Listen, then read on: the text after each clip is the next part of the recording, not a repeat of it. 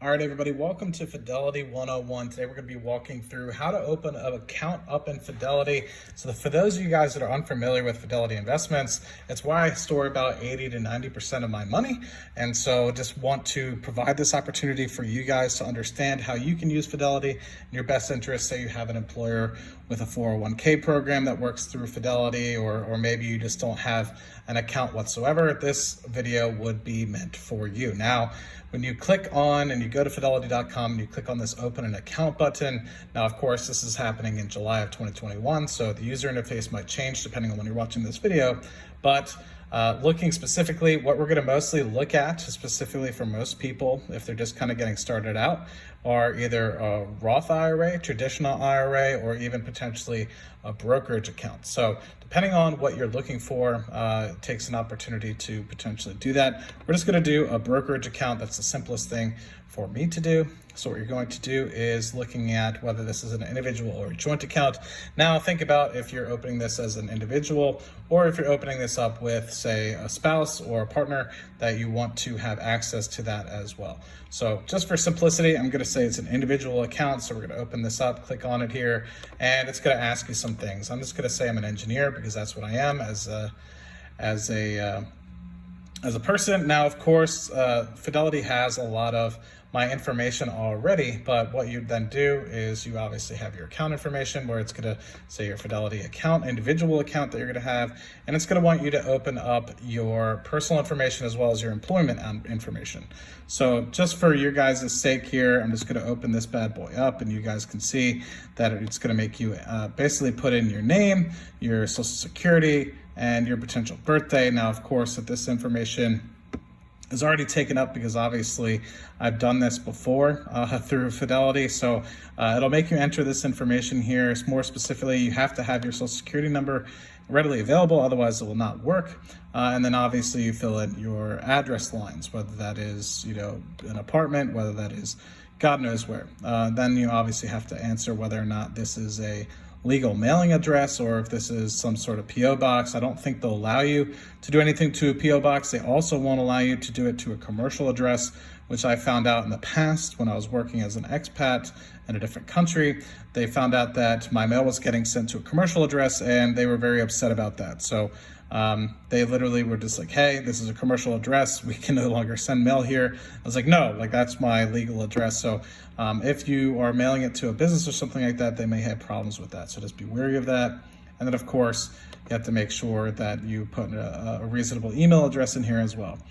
If you are not a US citizen, you will not be able to use Fidelity. I have plenty of friends that have tried opening up accounts through Fidelity when I was working as an expat in a different country, and hopefully it was trying to get them to use it, and Fidelity does not allow you to use it unless you are a US citizen, or in special cases, I have a friend that works for a company, it's a US based sort of company. She's working as an expat. They open up a special account for her specifically for her 401k in that country. So keep that in mind. There are some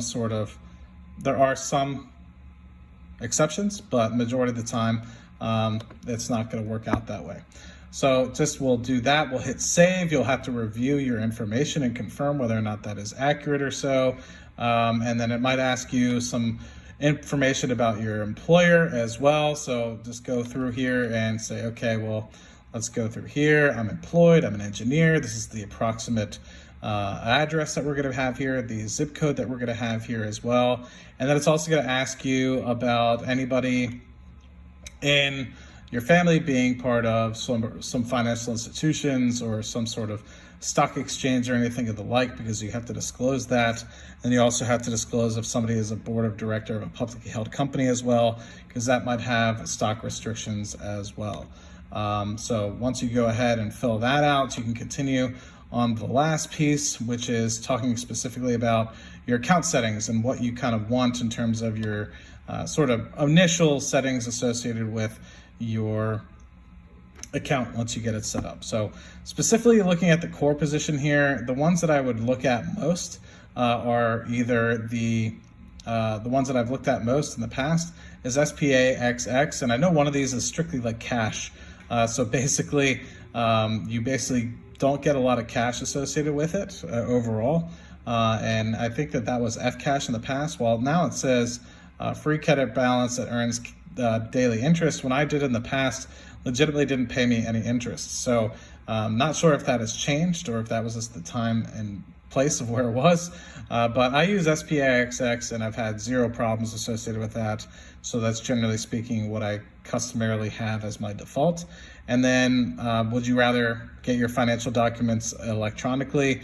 I generally would say yes, but even still, if you put it that way, you will still get a lot of mail from individual companies that you invest in. That's just the way of the game. You get a lot of mail when you get into stock investing. There's a lot of people sending you a bunch of different stuff, right? So then obviously that's it, really. I mean, you get to look at the customer agreements here.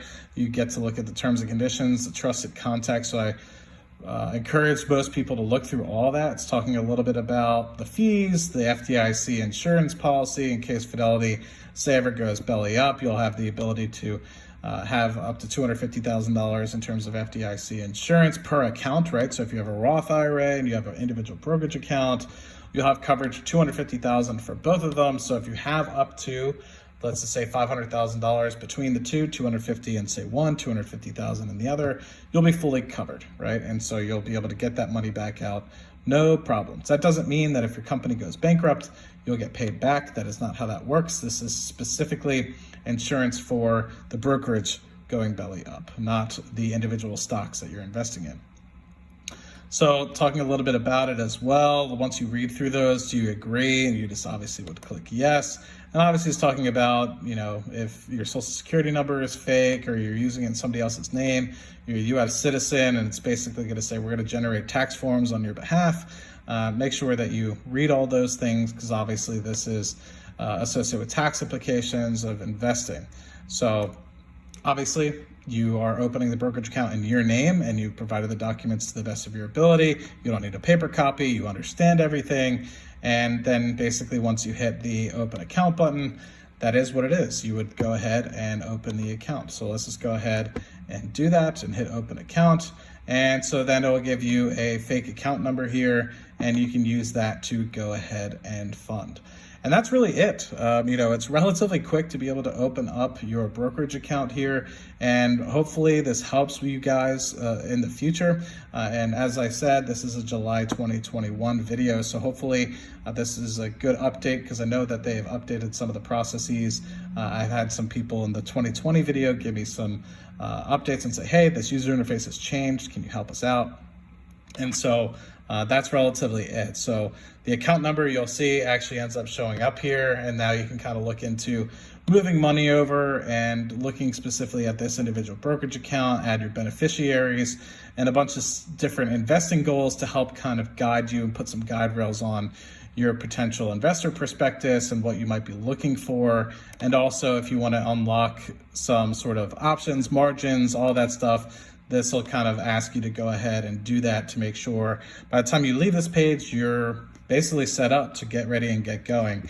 But what I will do is I will upload this video. Hope this video finds you guys great. Hope it finds you well. This is the first of the Fidelity 101 series that I'm going to be refreshing. I had plenty of videos that are on Fidelity, but I will be going ahead and refreshing those because some of them span from 2017. Some of them are more recently in 2020.